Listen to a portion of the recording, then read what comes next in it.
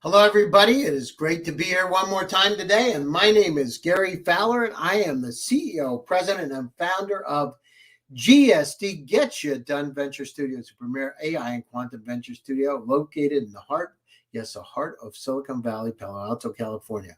We believe that intellectual capacity is evenly spread around the world, but opportunities are not. I've been involved in 17 startups and several unicorns. I was on the original management team of Click Software, which was sold to Salesforce for $1.35 billion. And I'm also the co-founder of Eva.ai. So with that, I'd like to bring on our incredible guest, Jason Williams. He's multilinguistic, everything from Finnish to Mandarin Chinese. He's got a interesting background, and his company, Artist and Audience, where he's the founder and CEO, is located in Finland. They're revolutionizing show business. You have the show, but you do not have the business. Pre-seed tech startup in the entertainment industry, making sure artists maximize their revenue by creating the best experience for the fans. Oh, I love that idea, the best experience. And I want to talk about some of the things that he's doing, talk about where he's gone, and also talk about his background. So with that, Jason, how are you doing today? I'm fine, sir. How are you? Well, I got a question for you. How did you end up in Finland? Now, how in the world do you go from Virginia and Maryland to Finland? That is a long story. I originally studied in Sweden in the year 2000 on a study abroad. And then I went to China for many years, but I missed Sweden. And I went to Denmark for my MBA. And there I had some friends.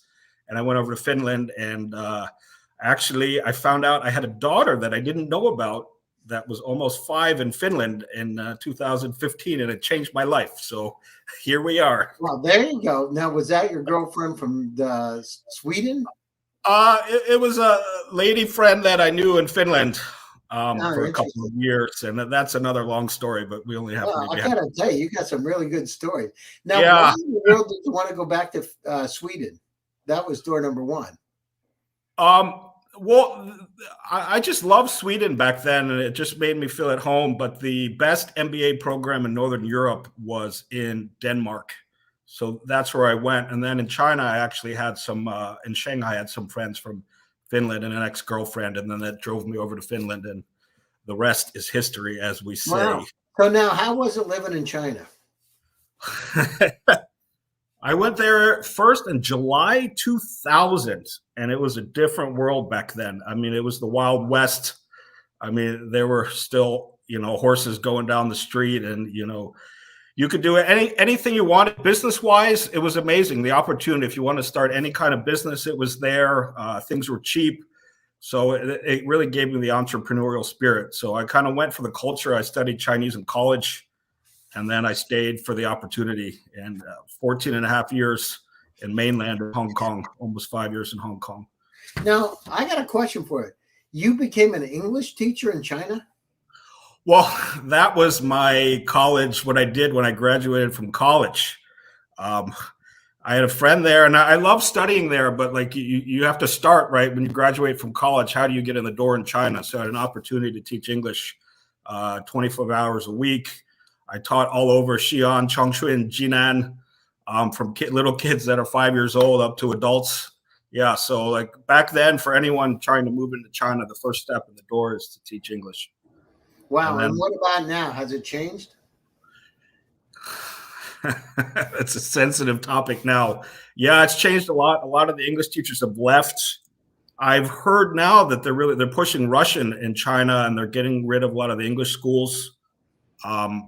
But again, that's a topic for later. But things have developed a lot in China over the last 20 years. So, wow. And how was it living over there? What was it like?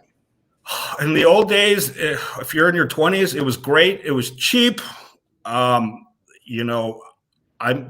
first salary was 6,000 RMB, which is only maybe 800 US dollars. But the average salary was maybe 50 for Chinese people. So when you're in your 20s, you got a free place to live and all the food and drink that you could possibly want. They gave you free food and free. I had to pay for the food, but the housing was free, so you could go out and do what you want. And I loved it because every time you stepped out the door, it was an adventure. You would see something you've never seen before. You'd meet someone you've never met before. You know, I got to travel all over China and see, well, everyone knows the Great Wall, go down and see the pandas in the minority villages and things like that. So I loved it back then. China's slowly changed and developed over the years, gotten a bit more expensive and more restricted. But back then it was wide open. It was great, man. I loved it. Loved the people, loved the food. And how long were you there? In the mainland, over 9 years, between 2000 and 2010. And then I was in Hong Kong from 2012 to 20 until I found out about my daughter end of 2015, and then back for some work in 2018. So, I mean, I've seen it. I still have friends there that I still talk to. And I mean, that's how I learned Chinese. Was I took it in school for 2.5 years, but you don't get it until you're in. I was in Beijing in the university, and like they locked the gate at 11 o'clock, and like they had really restrictive like where you can come and where you can go, and all I could say was like bu ren, no person to let me in, and it really drove me to learn, because if you want food, you want to go to the doctor, you want to talk to anyone, you had to learn Chinese. Like you were forced to do it. So wow, that's amazing. So you were in there, you lived in a secluded place. They locked you in at 11 o'clock, huh? They locked you in. You weren't allowed to have friends. Foreigner Chinese weren't allowed. I mean, it was very old school communist, like Russian style back in the old days. And then like it slowly changed, and you know, you'd have to deal with. What did you do if you wanted to go out late? You wanted to go to a club or something? What did you do? Well, therein lies the issue, right? So then you'd have to get in. There's always a guard they'd have a gate and they have a guard. So you'd have to become friends with the guard, you know, leave him some gifts or something like that so that he would let you back in. Really? Yeah.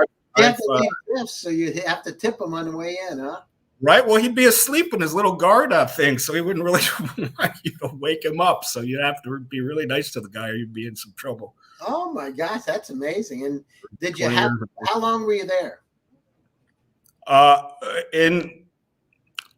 let's see. So I studied in the summer 2000 in Beijing, and then I came back in 2001 to teach English. So then, you know, I was all over China, 2001 to 2004, and then I got a job with Bearing Point, the KPMG Consulting in Shanghai, and it was me and 500 Chinese doing software outsourcing. So I moved to Shanghai then. Like I was responsible there are a lot of communication problems between these Fortune 500 companies and the Chinese software engineers. So I was kind of in there to help them understand the Chinese culture. And like, you know, in China, you're very indirect, right? You can't say, you know, Gary, you made a mistake. You have to go around the back door and smile and be nice and explain. And what would you say in that case, Jason? Somebody makes a mistake. What would you say? Here's my unsolicited advice. I had two feelings. I was happy and sad, never angry. Oh, you did such a good job. Thank you. Oh, I'm so sad we didn't do this. Maybe we can, you know, you have to save face. There's this surface harmony, right? And there's also there's Benza face and then Guanxi relationship. So you have to kind of work the back door on that. But I would tell these executives, like they're big guys in the US, it was like, look, you can be yourself and you can say directly what you want and get angry about it. But is that your goal, to be yourself or to accomplish your goal? If you want to accomplish your goal, I would approach it this way, you know, take the guy out to dinner, make him look good, make him feel good, and then slowly, privately discuss things with them rather than, you know. Wow. That's amazing. And how long did you stay in China? So 2000, 2001, and then Shanghai 2004, and I was there through the MBA in 2007. Then I moved back after the MBA 8 and 10. So it was like 14 and a half years total, counting Hong Kong. Now, do you miss it? I miss the old days. Now there's a lot more cameras and restrictions, and you know there's a lot more monitoring. I don't know, and there's a lot. People are still in COVID lockdowns, so I miss my friends. I'm sure if I went back, I would love it. But I definitely miss the old days and going to Chinese restaurants and hanging out for sure. I bet you saw some unusual food there too. Yeah. I was in Qingdao Kaifa Chu, which was the there's Qingdao, you know this Qingdao beer, Tsingtao. You've probably seen it. But there was a free trade zone like across the water that Deng Xiaoping had made. It was one of his dreams. and it was, there was maybe 6 foreigners and 1 million Chinese. And I went to one restaurant every night and I ordered from the beginning of the menu, see how far I could get. And it starts with cold dishes. So you're eating like cold underwater snails and slugs and things like this. And, you know, if you name the food, I've eaten it. Dog, wow. I've had that too. So, yeah. Wow, that's amazing. And so you did that. And then what happened after that? You went back to Finland, or where did you go? I don't know what year, but I got the MBA. I went back to China, and then a good friend of mine had a startup. And it was funny because this guy was a former pro hockey player. He got called up to the NHL, but he broke his leg in his last game, ended his career, and ended up in China. And when I was going for my MBA, he was, you know, reading his 10-day MBA book and going to start this thing called Expat Hut. And I was laughing at him. And he came back and he realized in China the foreigners missed what they had back home. And also he realized the pollution was really bad. He had a son that was would get sick from all the pollution in China, and he started selling air purifiers in the home to, cure people of these. Does it work? Did they work? It worked great. He built it up in Shanghai and Beijing, and I got hired to be the general manager in Hong Kong. And my first year there, we did like €1 million with 3 staff selling them online. It was perfect because you got to sell it online. You also got to go in the home, which is the dream of any salesperson, is to go meet them in the home. And we're talking, $800, $1,000 a machine, and you need 2 or 3 machines. So, and back then, a lot of the expats and the rich Chinese, they were on these big salaries. So it was good. So we also sold those pollution masks that everybody has now. I was selling those 10 years ago. That's amazing. Wow. Yeah. And was it that dirty over there? The pollution was bad, and like it's no offense, like the Industrial Revolution in England, how everything was all gray, and they use a lot of coal. So China in the development, they had a lot of pollution. You wouldn't see this; it would just be gray, yeah.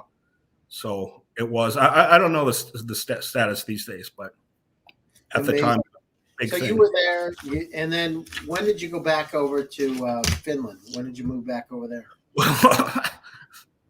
When I found out about my daughter at the end of 15, a little bit of a life-changing experience. How old's your daughter now? She's 11. Wow, that's great. Years. So I moved over here back in 16. Now we're in 22. That's amazing. So I've got the Finnish citizenship now, so that's good. And was that hard to get? Yes. Yes and no. Yes, they have a system. It takes 5 years or 4 years if you pass the language exam. There's 7 parts. You got to master the language, have a job, not committed any crimes, pay your taxes, like establish like that you've actually lived in Finland for that time, but you're allowed to go visit your family and go on business trips like that. So it was 7 things. It took a long, long, long time. And they also had the refugee crisis rate. It's in 16 when I moved. So there was these 6-month, 1-year delays on different visas throughout the process. But if you put your mind to it, you can get it done. So that's great. That's amazing. And so what do people do for fun in Finland? What do you do? Well, of course, the sauna is the big thing here. So people go to the sauna, they drink beers and go to the sauna. It's a big thing. People love nature in Finland. They do like drinking a lot. Music is a big thing here also. I mean, that's some of the reasons I have the ideas for the company, was like they're big into the music and famous people here. But yeah, like around where I live now, there's a lake. I go every morning. I still walk over and go jump in the lake for a minute. The water's getting very cold. Oh, in the last week or 2, it's gotten cold. So you have to get your brain right to. You jump into the lake, and what do you do?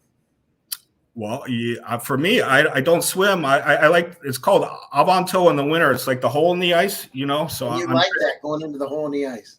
Yeah, it's called a hermetic stressor. So like a sauna or the water, you'll be cold and you'll really feel it, but at the end you feel better after. So I think it's very good for your health. So I heard it's good for hangovers too. Is it true? Well, I'm sure everything is, but as you get older, it's whatever you can do to survive. That's great. So you did that. You've got your own, you got your daughter. Tell us a little bit about how'd you come up with Artists and Audience? I mean, you were at Senso IT. You were in working for there as a director of sales and business development. But how did you come up with Artists and Audience? And tell us a little bit about it. Well, all right. So I've lived in China for years and years and years. So, I guess VC people would be the same. I've heard every person in the world come into China with their great idea. I'm going to do this. I'm going to just need $1 from every Chinese person. I'm talking from major companies down to like little entrepreneurs. And I've seen every one of them, for the most part, come in and leave and lose all their cash and they're out. So like I developed a sense for business from that, like on the ideas. And then like my boss that had something simple, he's like, okay, the air is dirty. That's a problem that everybody knows. And then he solved it. And, he made some really nice money off of that. So with that said, I was in Finland and I kept thinking, what's a good business? What's a good business? Okay, that won't make any money. That's not going to work, And then I was at the mall with a friend of mine that's an American, and he's been the nanny to the stars for 30 years, since 1992. And, he's done gigs from what? He's a nanny? No, he was the nanny to the stars. He's an American guy that took care of like world famous musicians. Oh, that's what I'm saying. He took care of. Well, yeah, he'd help them out, whatever they need, make sure they're happy.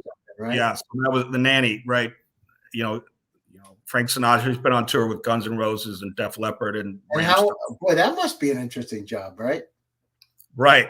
So babysitting the rich and famous, so we were sitting there and, again, hey, what's a good business idea? And he's like, well, the artists aren't getting paid their fair share. And I said, hey, yes, this is a problem. Everybody knows this problem.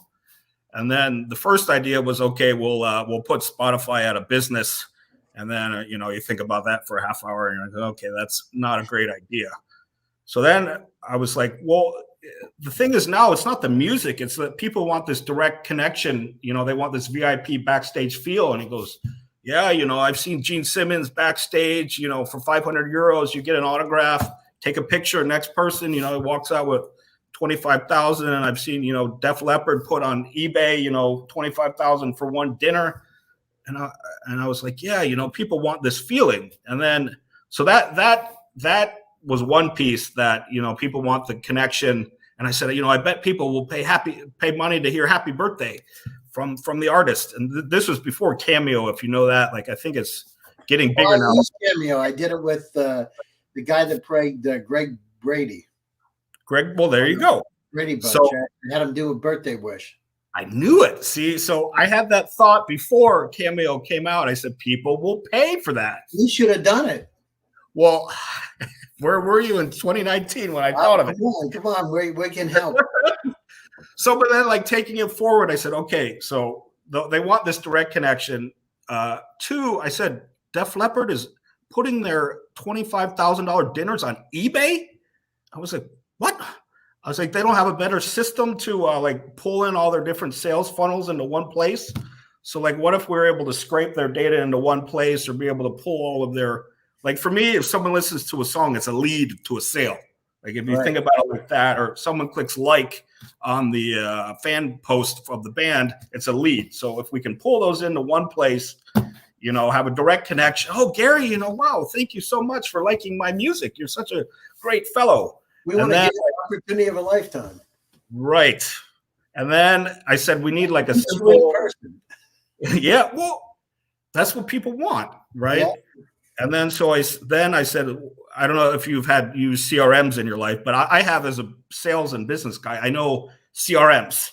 So we needed to develop like a simple CRM in the background for the artists with some machine learning, okay, come here, do this, say this, ask this person this, and then you can make this. And then, so that's kind of the idea for the business.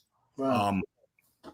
So here we are. And then, well, tell us a little bit about it. Where are you today with the company? So I've gotten in the friends, family, and fools, 30K, it's my brother and two of my friends. And like that, for me, that is the hardest part. If I get more investment, I'll take very good care of them too. But like having your family give you money it's a big thing. And then got 50K in from, 55K in for a small prototype from Business Finland, and then another 50K in to develop a clickable mock-up, which has been complete. And then like a small bank loan. So we've got a clickable mock-up, we've got the website, all the investor materials, and now we need the pre-seed money. So if anyone is a lead investor that's interested, I'm tell happy. us how much you're raising. 300K, but what a lead investor, what do you need? 150 or 200? I'm not sure exactly. I've got some other interest once we get that. But here we are, if the idea has legs, the money will come and it will continue. And if it doesn't, on to the next one. So yeah, no, I mean, the situation is you never know. And part of it's getting out there as much as you can. And do you have any revenue today? No, I mean, we're just at the very early pre-seed phase. So we need money to do the back end of the MVP so that we can actually onboard. So we've also, talked to a lot of artists, from small time to millions of fans. We spoke to them, what are you looking for? What do you want? What do you need? Would you use this? Fans, what are you looking for? What do you want? What do you need? So I've got all the data. I've got the clickable mock-up. We've designed it out so that artists can come on and test it and use it. But, it's one of these making a movie, Has anybody used it? People click through and give feedback. But again, we need to code it. And then once we get some more funding, we can do it. So like I've got a lot of feedback and I know where we need to go. But again, it's the movie. So that the director needs to tell the actor that, they've got somebody, and then it's back and forth. So you've got to get the cart before the horse, so. Well, it sounds like you're making good progress. How long have you been working on this project? Well, COVID kind of came in the middle, so I've been that kind of slowed things down. So probably like 6 to 9 months. Maybe this time last year we started getting everything going, and then it slowed off. Well, we had your course in the summer, which was great. Thank you. And so now the summer's ended, and I've been shooting out emails and talking to people, trying to catch one fish or a great partner, which I look forward to working with. So here we are. No, that's great. So we're coming up to the top of the show. Closing thoughts, and how do they get a hold of you? Well, closing thoughts. Thank you very much for inviting me. It's a pleasure. Anyone can reach me at jason@artistandaudience.com. You can go also to artistandaudience.com. AAA.com was for the automobile insurance, so we had to go with the long way. I'm also Jason R. Williams, MBA on LinkedIn. Happy to connect and talk to you if anyone's interested. And anything I can do for you, Gary, please let me know. No, it sounds great, Jason. Thanks for joining the show today. To my audience out there, thank you for joining one more time of GSD Presents Silicon Valley AI and Tech. And my name is Gary Fowler, and I'm your host. Stay tuned for another exciting edition. We'll be coming up again on Thursday. Jason, thanks again. Reach out to Jason if you have any questions or concerns. He's got an incredible company. He's making a lot of progress, and he's looking for people that share his passion. So thanks again. Stay happy, stay safe, and stay healthy. My name is Gary Fowler, and stay tuned. We'll be back again on Thursday. Thanks, Jason. Take care of yourself. Thank you, sir. All right, you too. Bye-bye.